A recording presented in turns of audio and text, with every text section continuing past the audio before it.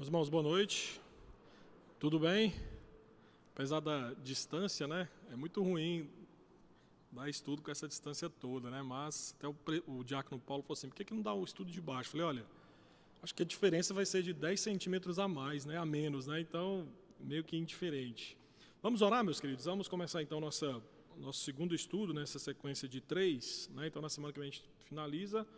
E a ideia hoje, de novo, é falarmos sobre, dar uma introdução.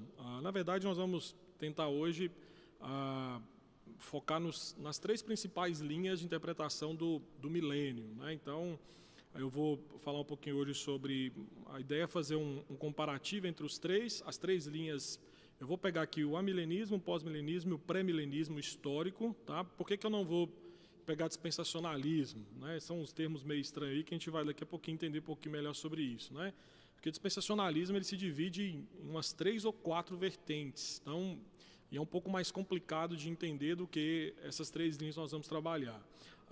Aí na próxima semana a ideia é trazer o porquê que a maioria dos presbiterianos hoje adotam o amilenismo, né? Porque que nós, principalmente eu, que vou estar falando com vocês, defendo o amilenismo como uma das formas mais simples, mais fácil e ao mesmo tempo que tem mais base bíblica para entender de fato a questão do milênio. Vamos orar e começamos então nosso momento juntos. Senhor, mais uma vez nós nos colocamos diante do Senhor, pedindo que o Senhor possa ter misericórdia de nós e que o Senhor nos ajude a tratarmos de assuntos referentes à Tua Palavra e ao mesmo tempo assuntos referentes ao presente, bem como também lançando luz ao passado e, de certa forma, Pai Santo, também nos ensinando, explicando aquilo que há de acontecer. Que a Tua boa mão possa nos acompanhar, iluminar nossa mente e coração para que possamos entender e compreender. Assim pedimos e oramos em nome de Jesus. Amém. Vamos lá então, meus queridos, de modo assim geral, todos os cristãos que confessam Jesus, partindo do credo niceno, eles vão dizer a mesma coisa, eles vão dizer que de fato Jesus Cristo virá de novo para julgar vivos e mortos, e aí de fato terá um reino sem fim. Ao mesmo tempo, partindo do credo apostólico, que é uma crença basicamente universal de todos os cristãos, a nossa esperança inclui justamente a ressurreição do corpo e a vida eterna. Então, assim, se você for perguntar para todos os cristãos, dependente de que igreja que ele é, presbiteriana, batista, assembleiana, eles vão te falar pelo menos essas duas crenças básicas do cristianismo. Mais o que isso? Se você perguntar, por exemplo, um cristão se ele crê em Atos 1:11, né, que há a promessa ali do anjo dizendo aos discípulos, né, que esse Jesus que vocês estão vendo ser assunto aos céus, ele vai voltar com glória, com poder. Todo cristão, se você perguntar, ele vai falar para você que ele crê nisso, independente de qual igreja que ele é. Então, de uma forma assim bem geral, toda a cristandade, ela crê que Jesus Cristo veio primeiro em humildade, em graça, é o que nós chamamos de encarnação, o estado de humilhação de Cristo, mas ao mesmo tempo também acreditamos que após a sua morte, sua ressurreição, a sua assunção, ele há de voltar em poder e em glória. Então, isso é algo que você vai, em todas as igrejas que você for, você vai ver que é um pensamento uníssono. Só que na teologia cristã, ao longo dos anos, tem havido algumas discordâncias, né? E essas discordâncias, elas têm a ver justamente com o evento da volta de Cristo, os eventos que seguem antes da volta de Cristo, que seguem durante a volta de Cristo e após a volta de Cristo. Então, a discordância principal dos cristãos está justamente nesse fato. Nós entendemos e cremos todo mundo que Cristo vai voltar. Mas o que vem antes da volta de Cristo? O que acontece durante a volta de Cristo? O que acontece após a volta de Cristo? Então, é nisso que, de certa forma, existem caminhos divergentes. E aí, nesses caminhos que se divergem, né, a divergência maior é a respeito da questão de um reino milenar, né? A ideia de que Cristo vai reinar 1000 anos é literal, não é literal, é simbólico. Se não é simbólico, qual que é a natureza desse reino, quando acontecerá, de que forma acontecerá. Então, nós vamos hoje tentar entender um pouquinho sobre isso, e aí nós vamos começar do seguinte ponto. Existe apenas um único texto na Bíblia que fala diretamente desse tipo de reinado, ou seja, apenas um texto da Bíblia que vai falar sobre essa ideia de reino de milênio. Por isso que as proposições, né, amilenista, pré-milenista, pós-milenista, parte unicamente das expressões que nós vamos encontrar aqui em Apocalipse, capítulo 20, versículos de 1 a 6. A única passagem da Bíblia que nós vamos encontrar o termo 1000 anos, referente a Cristo, referente ao reinado de Cristo, é justamente aqui em Apocalipse, capítulo 20, versículos de 1 a 6. Então, eu queria projetar para que você possa acompanhar a leitura, e aí eu marquei para você ver que nessa passagem aparece pelo menos 4 vezes, na verdade são 5 vezes, eu esqueci de marcar no último versículo aí, a última palavra, a última expressão também, que é 1000 anos. Então, 5 vezes aparece a expressão 1000 anos. Tá? Então, diz assim: então vi descer do céu um anjo, tinha na mão a chave do abismo e uma grande corrente.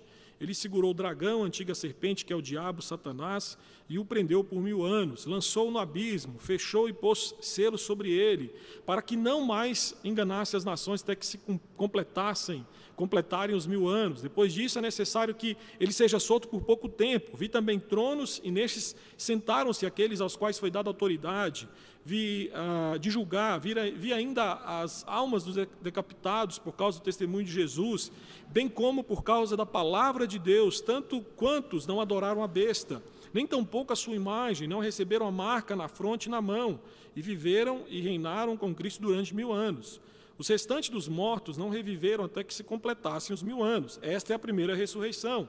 Bem-aventurado e santo é aquele que tem parte na primeira ressurreição. Sobre esses, a segunda morte não tem autoridade. Pelo contrário, serão sacerdotes de Deus e de Cristo e reinarão com eles por 1000 anos. Então, a descrição bem rápida aqui desse texto que nós estamos vendo aqui é João, em sua visão, vendo um anjo descer do céu. Esse anjo amarra o dragão, né? E o propósito dele amarrar o dragão, como diz aqui o texto que nós lemos, era para que ele não mais enganasse as nações até que se completassem os 1000 anos. Então, depois disso, como diz aí o versículo número 3, é necessário que ele seja solto por pouco tempo. Depois disso, de acordo com a descrição, depois desses 1000 anos, Satanás é solto, e aí o texto fala, por um período, né, para um período final, e aí o versículo 3 fala que é um pouco tempo, né, antes da última batalha, e aí então termina com o banimento final de Satanás, do falso profeta, da morte, né, para onde serão atormentados dia e noite pelos séculos dos séculos, o que nós vamos ver aí dos versículos 7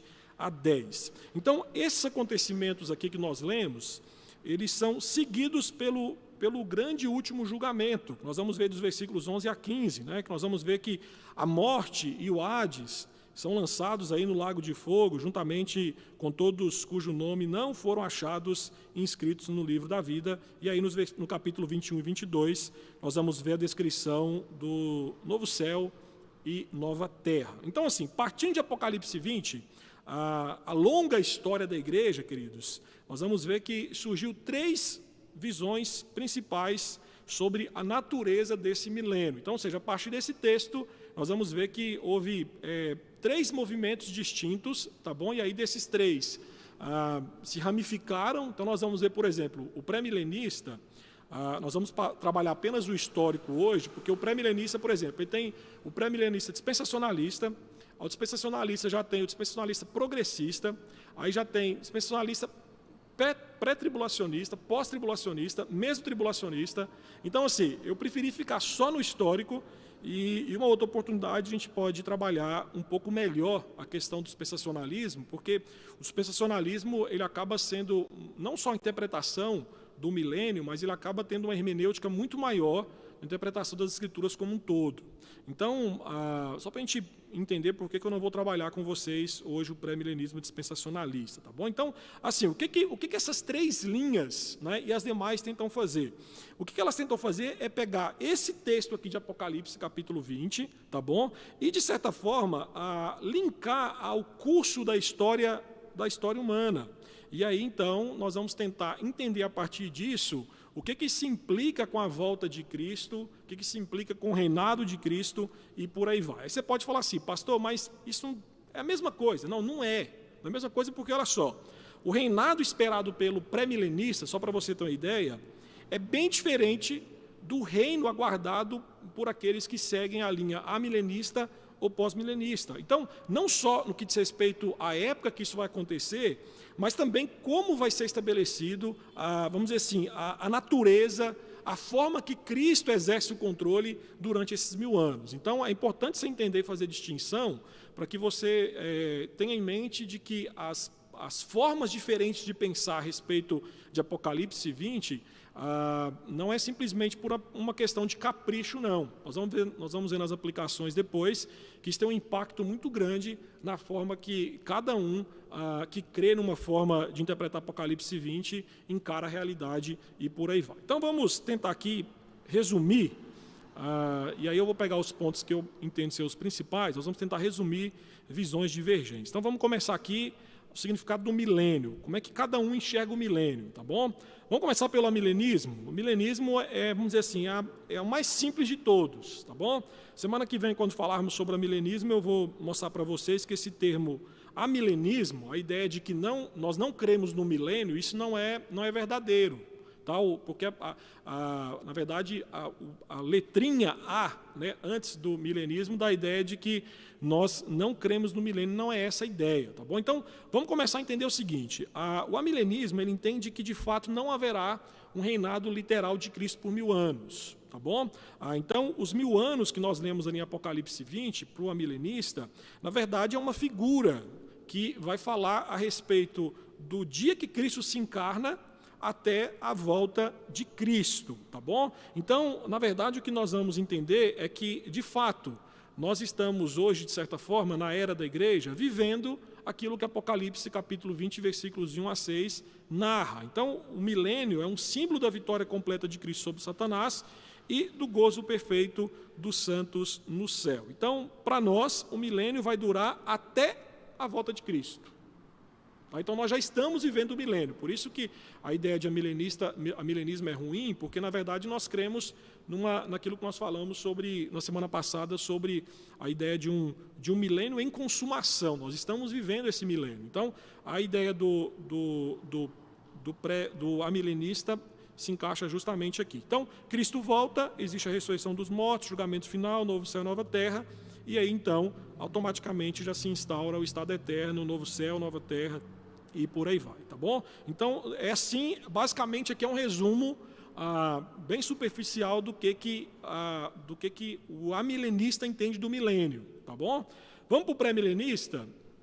Pré-milenista, nós vamos já ver uma mudança, porque a ideia do pré-milenista é que Cristo volta antes do milênio, por isso que é pré-milenista, ou seja, volta antes do milênio ser instaurado, né? E aí, na visão do pré-milenista, na volta de Cristo, é que, de fato, esse milênio é instaurado. Então, uma coisa importante do pré-milenista é que ele entende que esse milênio descrito lá em Apocalipse 20 é um governo literal de Cristo sobre a terra. Então, o pré-milenista ele vai defender que, antes da consumação de todas as coisas, vai acontecer um governo aí de 1000 anos de forma literal. Então, na ideia deles, aqui começa a ficar um pouco mais complicado, e só para você ter a ideia que o dispensacionalista é mais complicado ainda, porque ele começa aquelas divisões que eu falei para vocês. Então, por exemplo, o que acredita, né, o pré-milenista? Onde que começa Apocalipse 20 para eles? É quando Cristo volta, certo? Cristo volta. Na hora que Cristo volta, existe o arrebatamento dos crentes, e de forma imediata eles se encontram com Cristo nos ares, e de forma imediata eles retornam à terra glorificados, né? Os que estão mortos em Deus, em Cristo, ressuscitam, são glorificados, e os que estão vivos também são glorificados e voltam à terra. E volta à terra para quê? Justamente para reinar com Cristo. Certo? Então, esse reinado, que é o milênio, vai ser um governo de Cristo com os santos que vai durar durante 1000 anos. E durante esses 1000 anos, Satanás está preso. Certo? Então, Satanás, assim que Cristo volta, Satanás é preso. Só que, vamos dizer assim, quando estiver quase terminando o milênio, Satanás é solto, Satanás sai para enganar as nações e, de certa forma, se rebela contra Deus, contra o governo de Cristo, e aí então é quando ele é derrotado finalmente. E aí então nós vamos ver a ressurreição dos incrédulos, julgamento final, novo céu, nova terra e o estado eterno. Tá bom? Então aqui mais ou menos um resumo daquilo que é o pré-milenista. E temos também o pós-milenista, né, que é a ideia de que Cristo volta após o milênio, por isso que a ideia de pós. Então, mesma coisa do milenista e do pré-milenista, começa com a encarnação de Cristo, né?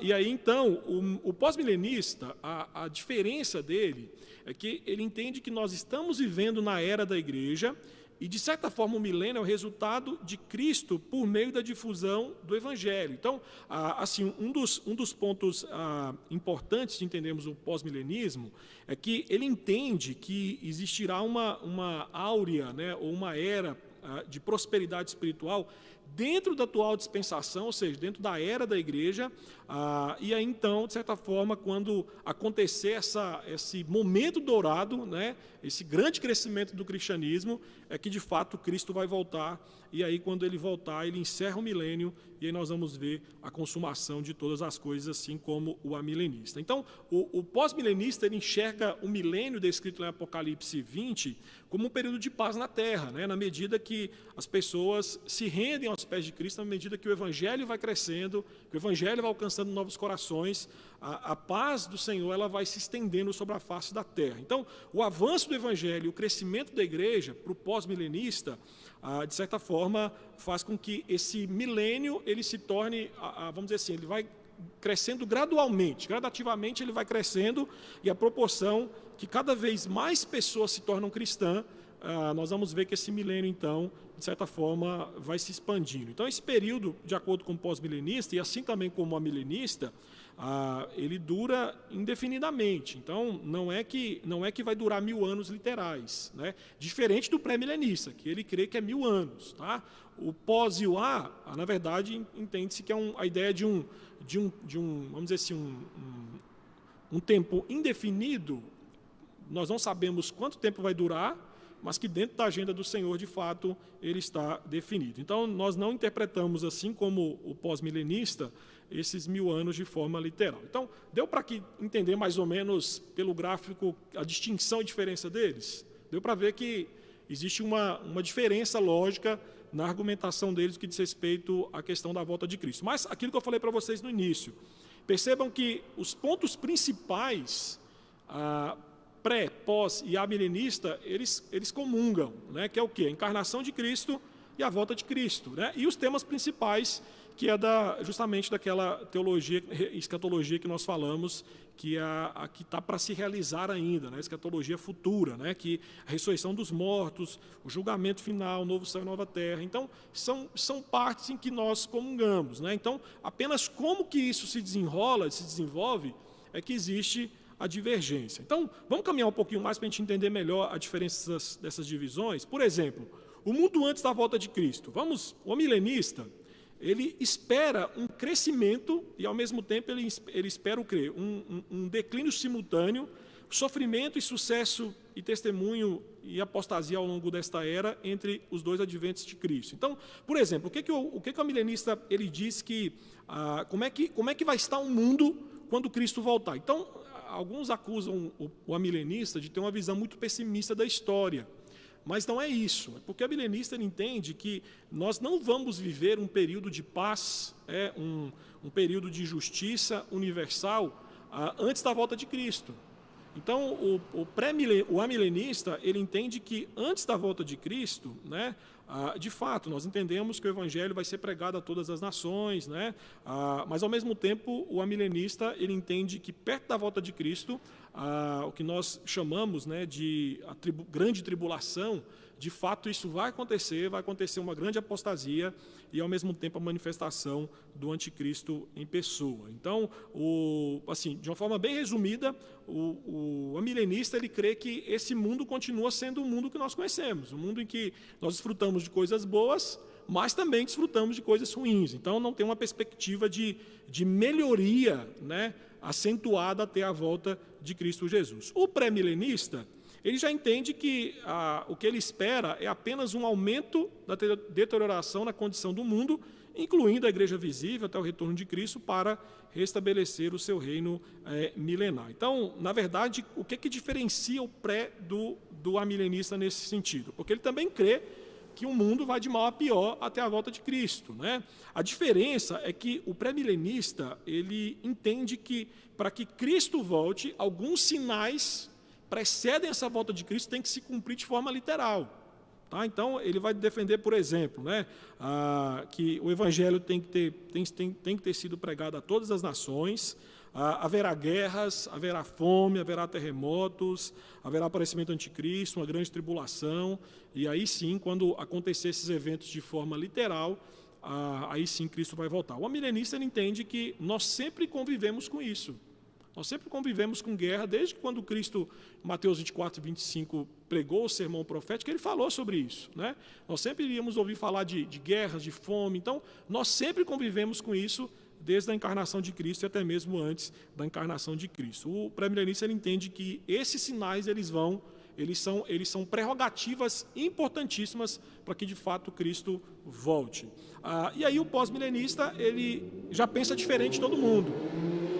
O pós-milenista ele já espera que as coisas melhorem gradualmente por meio da bênção graciosa de Deus sobre os esforços missionários da igreja, até que todas as nações reconheçam Cristo como Messias e guerras, fome, doenças e outros desastres globais gradualmente cessem. Então, assim, qual que é a visão mais positiva?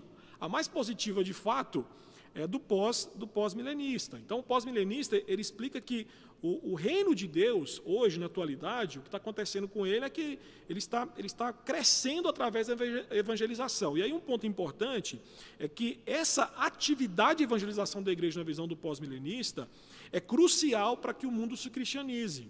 E aí vai resultar o quê? Vai resultar em um longo período de paz e prosperidade que ele entende ser justamente o milênio. Deixa eu citar aqui o Boitner. Boitner, que é um dos expoentes do pós-milenismo, ele dizia que o mal em todas as suas variadas formas finalmente será reduzido a proporções mínimas, de modo que os princípios cristãos serão a regra e não a exceção, e que Cristo retornará a um mundo verdadeiramente cristão. Então, assim, o pós-milenista ele tem uma visão tão otimista do mundo que, na concepção dele, a grande tribulação de Mateus 24, e aquilo também que é descrito, né, a apostasia de 2 Tessalonicenses 2, para ele vê como, ele abraça o preterismo, ou seja, isso já se cumpriu. Então a igreja não vai passar pela grande tribulação. Né? Então por isso que ele entende que, de fato, a ideia é que o mundo vai apenas crescer. E aí você fala assim, mas para o pós-milenista não existe o mal hoje? Ele entende que sim, mas na cabeça do pós-milenista existe uma manifestação limitada do mal antes da volta de Cristo. Ele fala, não tem a grande tribulação, mas perto da volta de Cristo, aquilo que é bom vai dar só uma arranhadinha e aí então Cristo volta. Tá?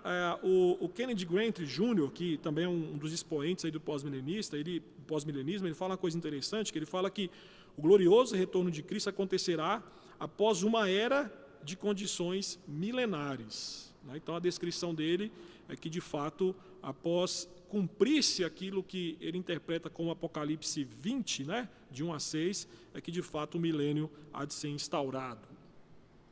Vamos caminhar então como é que eles pensam na atuação de Satanás no milênio. Tá bom? Então aqui eu estou pensando o seguinte, meus queridos, como que cada um enxerga quando o milênio é instaurado?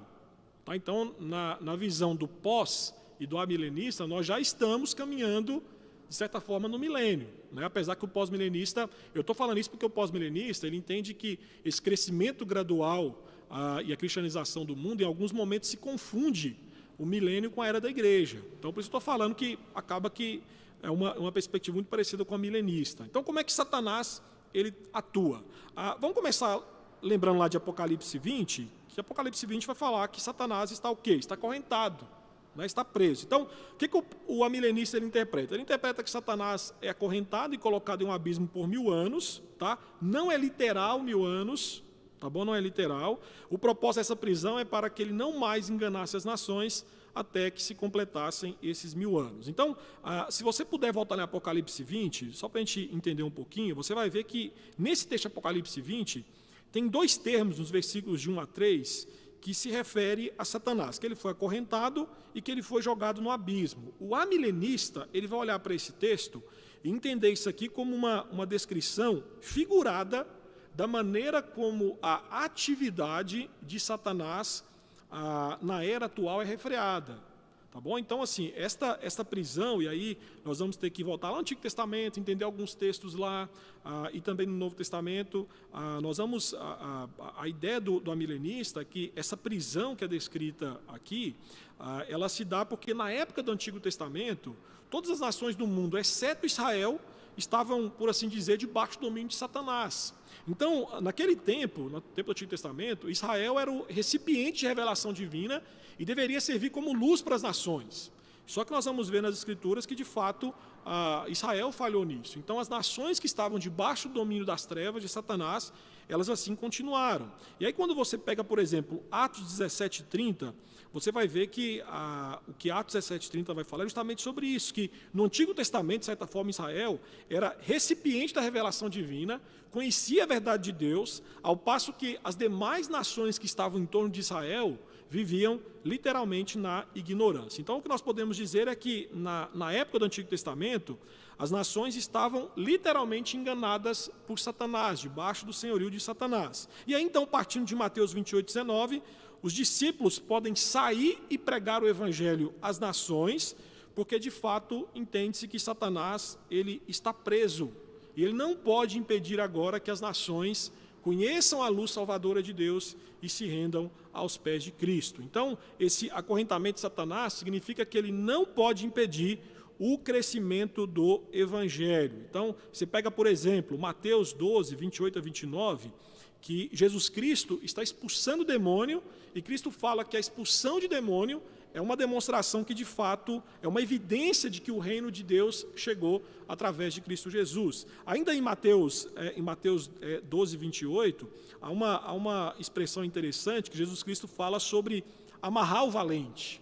Né? Então, a ideia desse texto de amarrar Satanás é quando, de fato, Cristo triunfa sobre ele lá na tentação em Mateus capítulo 4. Outro texto que eu coloquei, Lucas 10, 7-8, mostra quando os missionários, discípulos, saem naquela comissão dos 70 pregando o Evangelho, e aí quando eles voltam ao relato da queda de Satanás, e essa queda de Satanás está associada diretamente ao trabalho missionário dos discípulos. E João capítulo 12, versículos 31-32, nós vamos ver que é um texto em que João fala que todos os homens de todas as nações serão de fato atraídos à pessoa de Cristo. Então, apesar de Cristo ter conquistado a vitória decisiva sobre o pecado e o mal, o que o amilenista entende é que, de fato, o reino do mal continua a existir lado a lado com o reino de Deus até o fim do mundo. Nós falamos semana passada, o Jaio ainda não.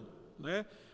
Nós já desfrutamos de algumas bênçãos do futuro por vir, né, do reino por vir, mas ainda não na sua completude. Já o pré-milenista, ele vai entender que Apocalipse 20, de 1-6, retrata a segunda vinda de Cristo como o vencedor para, vamos dizer assim, para liquidar tudo, para destruir o anticristo, Satanás e a morte. Então ele vai interpretar, por exemplo, Apocalipse 19, 17-21, como a volta de Cristo, né, e a destruição aí do poder por trás do anticristo, que era Satanás. Né? E aí ele entende que isso vai acontecer em 2 estágios.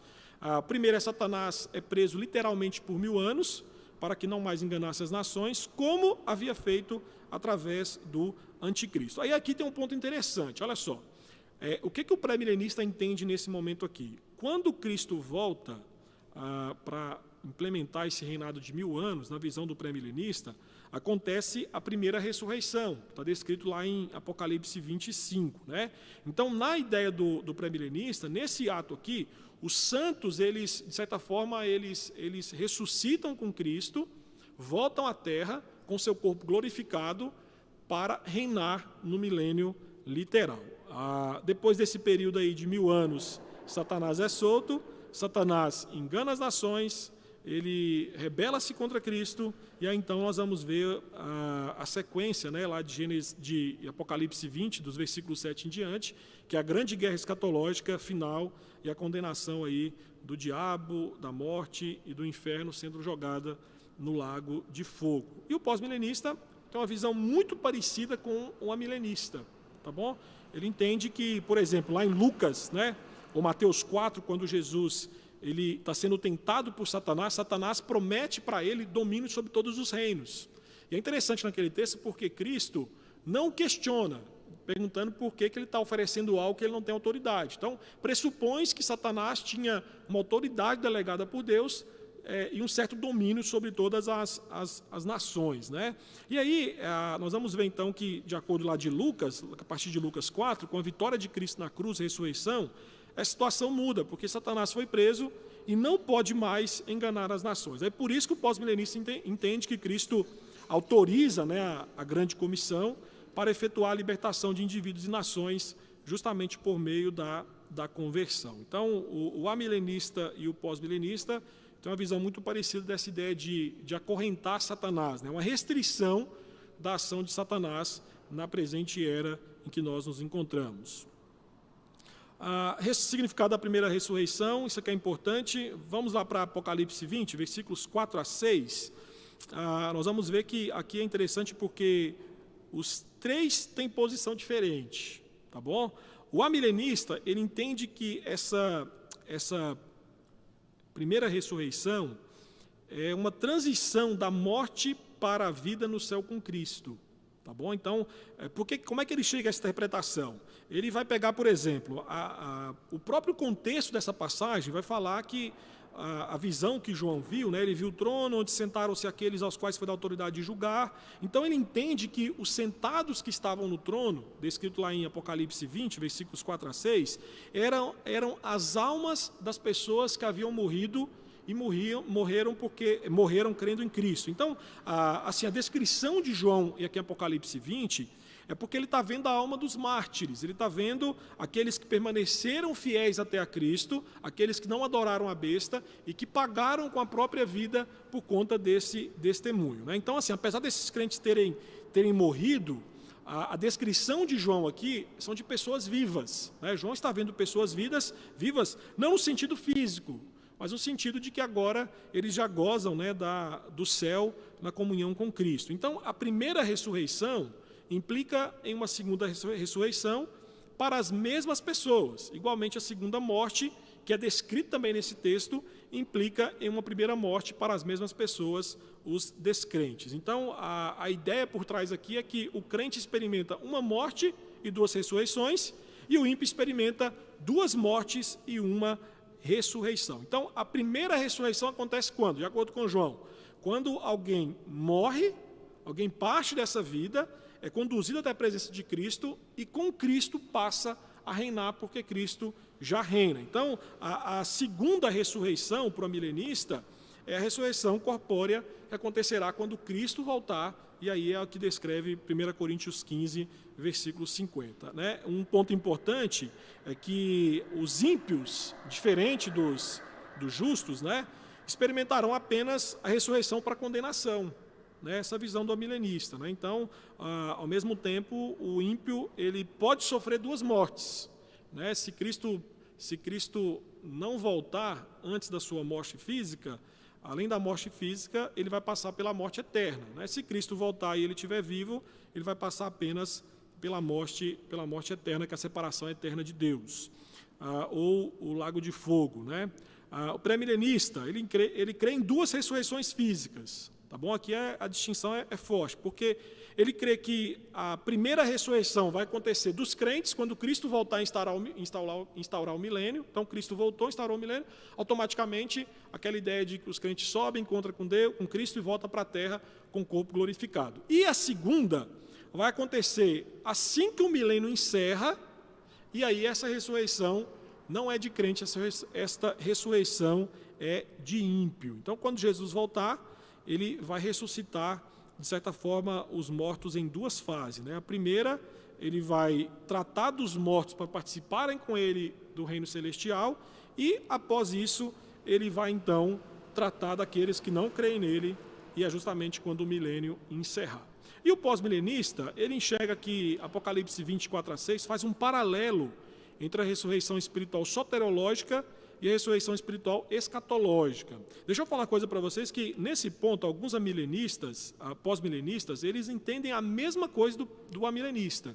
Tá? Eu peguei aqui uma posição diferente, porque alguns pós-milenistas sérios, respeitados, seguem essa linha aqui. Então, o que eles entendem que essa distinção aí de soterológica e escatológica? Para eles, a primeira ressurreição é o novo nascimento.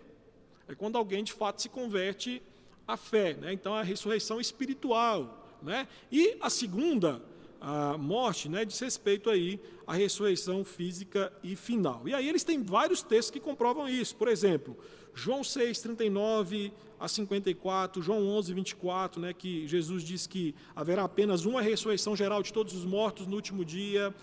Eles pegam João 5, 28 e 29, né, que afirma que todos os homens, crentes e ímpios, ressuscitarão ao mesmo tempo. O texto lá vai falar sobre ora e todos, né, dando a ideia de algo simultâneo.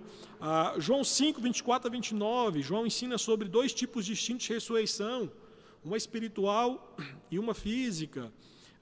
E também nesse texto de João 5, 24, Jesus fala de uma ressurreição que já chegou, a ideia de que as pessoas passaram da morte espiritual para a vida espiritual em Cristo, e a outra que vem depois, que é a ressurreição física, que é quando de fato Jesus Cristo vai levantar os mortos dos túmulos quando ele voltar.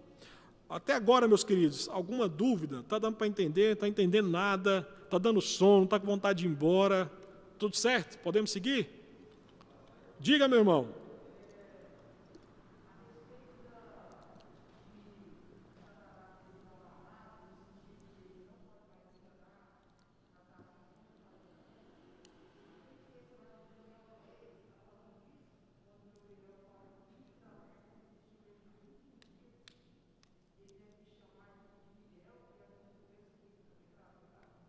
Sim, alguns entendem que sim, que aqui um dos exemplos claros de como que Satanás subjugava as nações do Antigo Testamento está em Daniel. E lembrando que Daniel é também um livro de Apocalipse, tem a leitura apocalíptica judaica, né?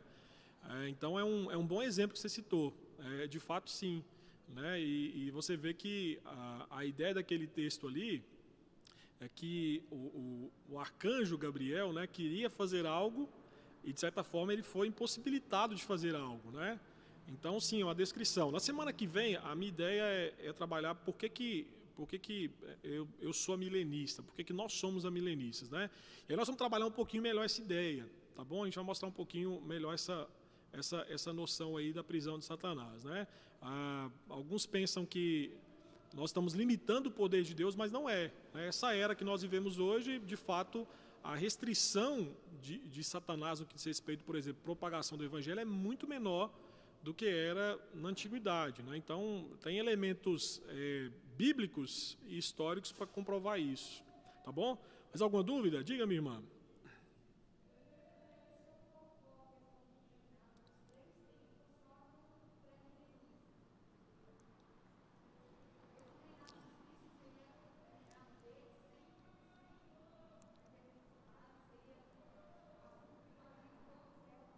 Isso, na verdade, assim, não, então,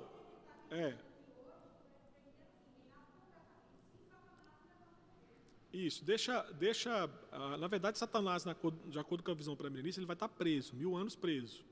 Então, assim, a restrição do mal é total, total. Eu vou mostrar aqui para vocês agora o reino de Cristo durante o milênio, que a gente entende um pouquinho melhor. Tá? Então, na verdade, assim, o amilenista é aquilo que eu falei para vocês, não é um reino físico aqui na Terra, mas é um reino celestial sobre o qual o próprio Jesus falou, toda autoridade me foi dada no céu e na terra, né? Então, a ideia do amilenista, meus irmãos, é que Cristo, ele já reina, né? Ele já reina em graça no céu, através da sua palavra e, ao mesmo tempo, através do Espírito Santo, né? Um reinado que já está acontecendo e que vai ter a consumação na volta de Cristo. Falamos semana passada sobre a questão do já e do ainda não, né? Então, Apocalipse 20, versículos 4 a 6, descreve o quê? O reinado no atual momento que nós estamos vivendo. Esse reinado presente, né, de Cristo, ao mesmo tempo, aponta para a ideia de que os redimidos já reinam com Cristo, já sentam, né, já são sacerdotes, já são reis, né, reinando juntamente com a pessoa de Cristo. Então, para o amilenista, o reino de Deus, ele está presente agora no mundo, por quê? Porque o Cristo vitorioso está governando o seu povo através da sua palavra e através do ministério do Espírito Santo, né? Embora é fato que o seu povo aguarde a consumação desse reino glorioso e perfeito que vai vir no porvir. O pré-milenista, ele vai entender o seguinte, que o reino será estabelecido quando Cristo retornar. Então, qual que é a ideia do pré-milenista? Cristo vai vir à Terra. Cristo vai pisar nessa Terra. Tá? Então, quando ele pisar na Terra, ele vai instaurar esse reino de 1000 anos, né? Que é o que nós chamamos aí de milênio. Né? Então, assim, fisicamente, eles entendem que Cristo vai estar sobre a Terra, né, em seu corpo ressurreto, e ele vai, sim, de certa forma, dominar como rei sobre toda a Terra. Né? E nesse período de 1000 anos, Jesus vai reinar em perfeita paz e justiça por toda a Terra. E aí, uma coisa, uma nota que é, vamos dizer assim, que é difícil de entender, essas fases. Né? Por que Cristo já não vem e já executa logo de uma vez no seu retorno? Não, aí são as fases. Né? Então, na ideia do pré-milenista, ao final desse tempo de 1000 anos, aí Satanás vai ser solto para enganar as nações de novo. Uma nota problemática do pré-milenista nesse ponto é que vai ter crentes ressurretos convivendo com pessoas com o corpo como nós estamos, convivendo de forma normal, porque Satanás vai ser solto para enganar as nações, vai conseguir enganar pessoas, certo? E em contrapartida vão se rebelar contra Cristo e contra o seu povo. Então a dificuldade que eu tenho com o pré-milenista, uma delas é essa aqui, né? É como é que se encaixa essa ideia de crentes com o corpo ressurreto convivendo com as anomalias provocadas pelo pecado, que é o quê? Que é a morte, que é o pecado e por aí vai. Né? Então, é um ponto bem problemático quanto a isso. Né? Então, assim, para ficar mais fácil, como é que distingue o pré-milenista aí? Ele fala assim, que o reino escatológico se divide em duas partes. Uma forma milenar, 1000 anos, e depois eterno. Então, ou seja, quando Satanás se rebelar, e aí Deus, de fato, a última batalha escatológica acontecer, que a ideia lá de Gog, Magog, e por aí vai, então aí sim vai ter a instauração eterna desse reino. Tá bom? Então, essa é uma ideia do pré-milenista. E o pós-milenista, ele entende que o reino de Deus é uma realidade presente, aqui e agora, não com um domínio celestial, não como um domínio celestial futuro. Então, por exemplo, eles pegam as parábolas de Jesus lá em Mateus 13, né, que dá uma ideia da natureza desse reino. Então, para eles, o reino de Deus é como se fosse um fermento, né, que ele se propaga gradualmente. Aí eles usam duas expressões interessantes, que a difusão desse reino é extensiva, ou seja, ela vai se estender pelo mundo inteiro, e ao mesmo tempo ela é intensiva. Por quê? Porque ela vai tornar-se dominante. Então, a ideia do pós-milenista é que o crescimento do reino de Cristo é gradual, né, e que no início do milênio, vamos dizer assim, o início do milênio você não pode nem perceber, você não vai nem perceber quando você der conta, você já está vivendo o milênio, né, porque as coisas vão acontecendo. Então, assim, de forma resumida, nessa perspectiva de reino de Cristo, durante o milênio, o pós-milenista, ele entende que será assim, um período prolongado durante o qual Cristo, embora fisicamente ausente da terra, ele reina sobre a terra. Né? E aí participam desse governo os crentes vivos e mortos, né? Os santos martirizados no céu, os que foram decapitados por causa de Jesus no versículo 4 de Apocalipse 20, e os perseverantes na terra, aqueles que não adoraram a besta. E a igreja? Onde é que vai estar a igreja nesse tempo aí, hein? Você aí, vamos ver onde é que você vai estar aí. Você vai passar pela grande tribulação ou não vai? Sim ou não? Você vai estar aqui na grande tribulação? Você acha ou vai? Estaremos ou não? Sim ou não? Vamos lá. Entenda que as três posições, de certa forma, entende-se que passaremos pela grande tribulação. Apesar que o pós-milenista, ele interpreta a grande tribulação como algo que já aconteceu. Mas ele entende que, assim, perto da volta de Cristo, pelo menos um malzinho vai aparecer aí. Né? Os três entendem que sim, que a igreja vai passar pela grande tribulação. O pré-milenista, dispensacionalista, pré-tribulacionista, ele já acredita que não. Né? Que Cristo vai voltar antes da grande tribulação para tirar a igreja. Né? E tem um mesmo tribulacionista que acredita que Cristo vai voltar na metade da grande tribulação e por aí vai. Tá? O milenista, de fato, nós entendemos que nós já desfrutamos das bênçãos escatológicas no tempo presente, ou seja, nós estamos vivendo, né, esse momento atual que é o milênio. A igreja representante do reino de Deus na terra é, de certa forma, um posto avançado aí de Deus no que diz respeito a levar luz às nações que outrora estavam cativas ao poder de Satanás. O pré-milenista, ele entende que a igreja seguirá pregando e testemunhando durante o milênio, né? Porque aí que eu falei para vocês que a dificuldade nesse reino milenar literal, porque ficarão incrédulos na terra, né? É uma dificuldade porque ficarão incrédulos na terra e alguns desses até se converterão a Cristo e serão salvos, né? Então alguns pré-milenistas entendem que sim, que isso vai acontecer, né? Aqueles que reinam com Cristo durante o milênio inclui tanto os crentes, né, que foram ressuscitados, né, quando Cristo voltou, e ainda aqueles que estavam vivos quando Cristo voltou. Então, de certa forma, a ideia do pré-milenista é que Jesus vai implementar um reino tipicamente eclesiástico, tá bom? Através do qual reinarão todos os salvos aí de todas as épocas, né? A única dificuldade que eu falei para vocês é a ideia de pensar que crentes glorificados vão retornar à terra e conviver aí com o pecado e com a morte ainda existindo.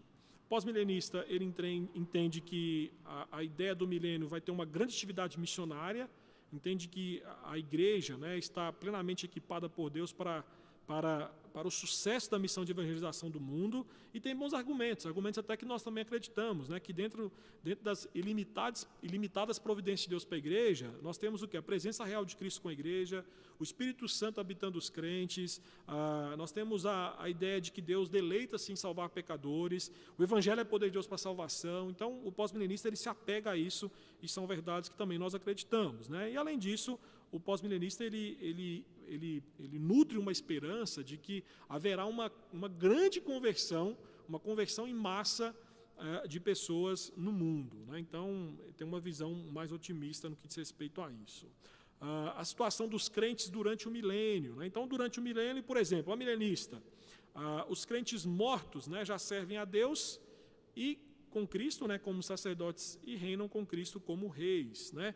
Os que estão salvos na terra desfrutam do já e do ainda não, né? Nós já reinamos com Cristo, mas não totalmente. Esperamos a consumação para que possamos, de fato, reinar plenamente com Ele e nos juntarmos com aqueles que estão salvos na eternidade. O pré-milenista, ele já crê que os crentes ressuscitados e os que estiverem sobre a terra, quando Cristo voltar, receberão um corpo glorificado da ressurreição, que nunca morrerá, e neste corpo viverão sobre a terra e reinarão com Cristo por 1000 anos, e depois se estenderá pela eternidade. E o pós-milenista tem uma expressão que eles usam, que a providência é lenta, mas a história é longa, né? Ou seja, o progresso do Evangelho está atrelado a cristãos piedosos verdadeiramente vivendo os preceitos bíblicos de Deus. Meus queridos, olha só, o pós-milenista ele tem uma vertente que é o reconstrucionista, que ele se apega muito à ideia de uma ideia teonomista, né? A ideia de que é possível replicar as leis de Deus do Antigo Testamento hoje. Então, a visão desse tipo de pós-milenista é que nós vamos caminhar para uma época áurea da igreja em que nós iremos conseguir viver novamente uma ideia de estarmos debaixo das leis do Senhor, que da mesma forma que regeu o povo do Antigo Testamento, há de reger hoje. Tá bom? Eu estou dando só uma caricatura do que é o reconstrucionismo, que tem coisa bem mais profunda do que isso, mas apenas para vocês terem uma ideia que o pós-milenista também já tem as suas vertentes distintas quanto a isso. Estamos acabando, meus queridos. Retorno de Cristo, o amilenista entende que é um evento único, que ocorrerá após a grande tribulação, né? Então, é fato que a igreja não é objeto da ira divina, né? Porque uma vez que Cristo morreu e sofreu a ira divina ao ser crucificado no lugar do seu povo, nós não estamos mais debaixo da ira do Senhor, né? Só que esse fato não implica, queridos, de não estarmos debaixo da ira dos homens, né? Então, um ponto importante é que nós temos que entender que aqui na terra nós iremos ainda sofrer aquilo que nós entendemos como a grande tribulação, né? Uma intensificação da perseguição do mal no que diz respeito à igreja. Um exemplo que a gente pode dar quanto a isso, você pega as 10 pragas do Egito, né? O povo do Senhor foi poupado da ira divina, mas não foi poupado de passar por tudo aquilo que o povo de Egito estava passando. Então, eles, de certa forma, eles sofreram, né? Vamos dizer assim, quando todo mundo morreu ali, né? Você imagina o sofrimento também que foi para o povo judeu ver, às vezes, pessoas próximas a eles, que eram egípcios, morrendo. Então, de certa forma, as 10 pragas nos mostram justamente essa ideia, né, de que o fato da igreja estar debaixo da guarida do Senhor não implica que nós não passaremos ou iremos sofrer debaixo da ira do homem. A proteção da ira divina não implica em libertação da ira do homem. Então, a igreja, sim, ela continuamente sofre tribulação. E Cristo voltará de forma pessoal, visível e gloriosa, voltará em poder e glória à terra, tá bom? Nesse ponto aqui, o dispensacionalista, principalmente quando ele vai lá para pós-tribulacionista, pré-tribulacionista, ele já faz uma distinção, ele entende que não é um evento único. Ele entende que esse evento aí, ele tem várias partes, né? E aí a volta de Cristo também, de certa forma, vai ser secreta, o arrebatamento secreto da igreja, né? Os deixados para trás. Mas o pré-milenista histórico não, ele entende que a volta de Cristo é um evento único, crê também nos sinais que acompanham a volta de Cristo, evangelização das nações, grande tribulação, apostasia, manifestação pessoal do anticristo e por aí vai. E o pós-milenista, a mesma coisa também, um evento único, né?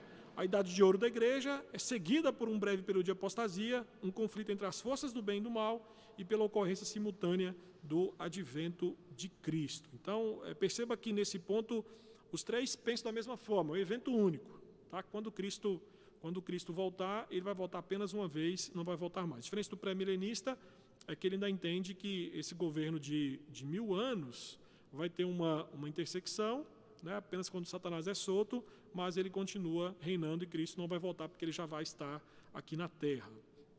E os eventos, último ponto, os eventos aí após o retorno de Cristo, a gente caminhar para o final, o amilenista, ele entende que vai ser simultâneo. Quando Cristo voltar, nós vamos ter aí a ressurreição dos mortos, crentes e ímpios, certo? Os crentes para receber no julgamento apenas galardão, porque eles já estão julgados em Cristo Jesus, e os ímpios para receber condenação, não só condenação, mas também grau de condenação, né? O julgamento final, novo céu e nova terra, e o estado eterno então terá início e permanecerá para sempre. Então, de fato, a ideia aí do milenista, né, é que os crentes de fato terão aqueles que estão vivos, né, terão seu corpo, os mortos ressuscitarão e os crentes terão o corpo transformado e entrarão no gozo eterno. Os ímpios também passarão por uma ressurreição, né, para que possam então enfrentar o julgamento final e a condenação, mas é algo simultâneo, não é algo separado igual o pré-milenista acredita, né? O pré-milenista acredita que haverá ressurreição dos crentes mortos e glorificação dos vivos, enquanto nos ares com Cristo e retorno à terra. Então, aquilo que eu falei lá no início, né? Após esse vamos dizer assim, esse retorno nos ares, né, os crentes aí acompanham Cristo até a terra, reinam com Cristo durante 1000 anos, Satanás é preso, existe a conversão em massa de muitos judeus, Cristo estabelece o seu reino aí milenar, o governo de Cristo sobre todo mundo, juntamente com o seu povo redimido durante 1000 anos.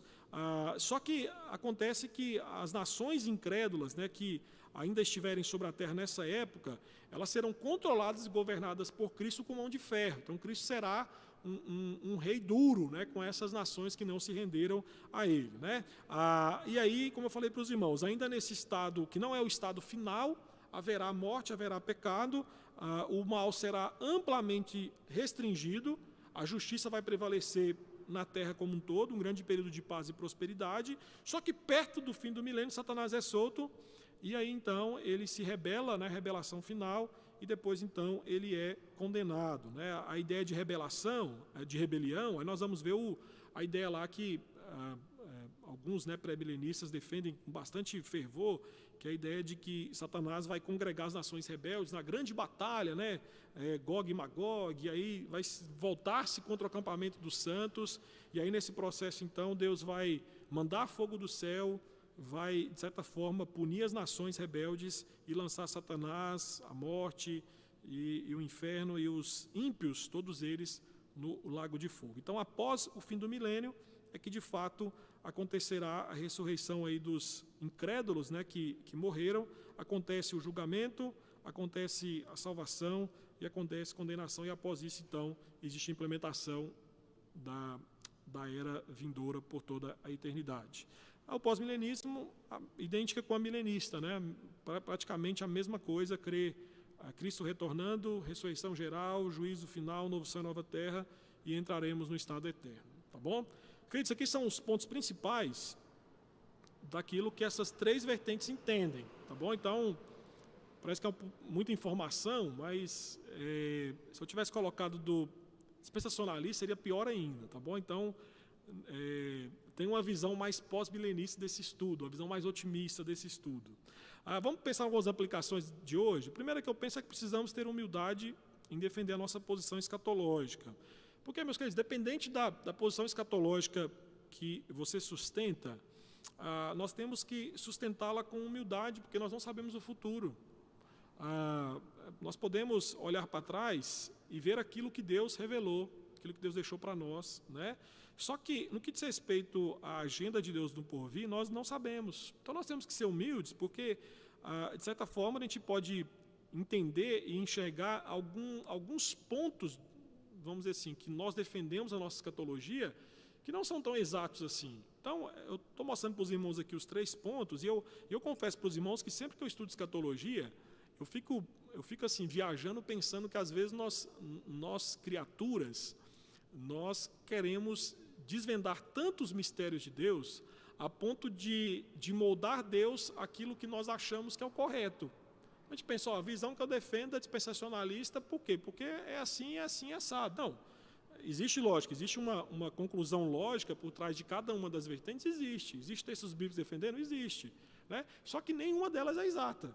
Então, a gente tem que ser sincero quanto a isso. Né? Então, a gente tem que ter humildade para reconhecer que a nossa posição escatológica pode ser não tão exata assim, por se tratar de eventos futuros dos quais nós não temos em mãos todos vamos dizer assim, todos os argumentos, todas as informações possíveis para cravar que essa é a exata, tem que ser essa. Eu confesso para os irmãos que a única que eu tenho dificuldade mesmo de abraçar é dispensacionalista. Então, dispensacionalista, eu tenho muita dificuldade por aquilo que eu falei com os irmãos, que não é só uma visão de interpretação de Apocalipse 20, tem uma perspectiva de hermenêutica como um todo.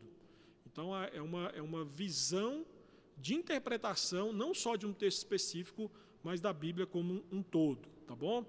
Segundo, precisamos compreender que nossas atitudes no presente são condicionadas pelo tipo de escatologia que sustentamos. Então, assim, muitas das nossas atitudes para com a sociedade, para com a igreja, o propósito da igreja na era atual, a educação, a cultura, né?